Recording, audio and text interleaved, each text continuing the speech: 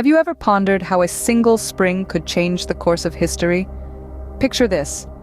The year is 1968, and the world is watching as Czechoslovakia dares to challenge the iron grip of the Soviet Union in what would come to be known as the Prague Spring.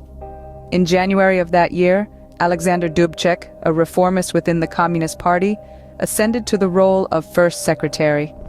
His leadership sparked the beginning of an unprecedented political liberalization within the Socialist Republic. A breath of fresh air was sweeping through the country, promising socialism with a human face.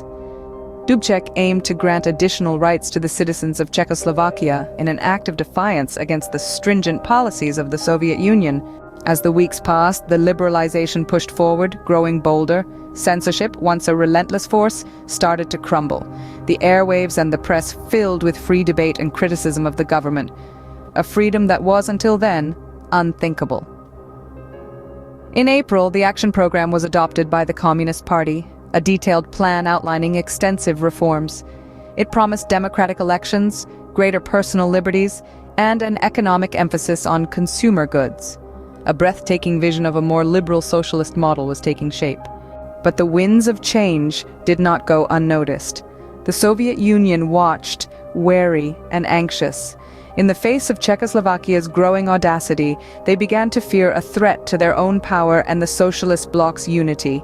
So, on the night of August 20th, the unthinkable happened. 500,000 Warsaw-Pact troops flooded into Czechoslovakia, their mission to halt the march of reform. The invasion was swift and brutal. In a matter of days, the Prague Spring was crushed under the treads of Soviet tanks. Dubček was arrested and taken to Moscow, and hardline communists were installed in key positions. The dreams of a socialism with a human face were shattered.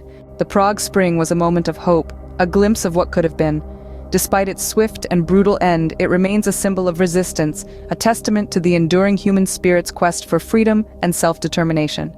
It was a clear demonstration of the lengths to which oppressive regimes would go to maintain their grip on power. So, even though the Prague Spring was ultimately suppressed, it was a significant event in the history of Cold War politics and a turning point for Czechoslovakia. It showed the world that change could be imagined and almost achieved, even under the watchful eye of the Soviet Union. And though the spring was cut short, its legacy lived on, planting the seeds of revolution that would finally bloom in the Velvet Revolution of 1989, bringing an end to 41 years of communist rule in Czechoslovakia. In the grand tapestry of history, the Prague Spring stands as a testament to the power of hope, the courage of a nation, and the enduring quest for freedom. It reminds us that even when winter descends, the promise of spring can never be fully extinguished.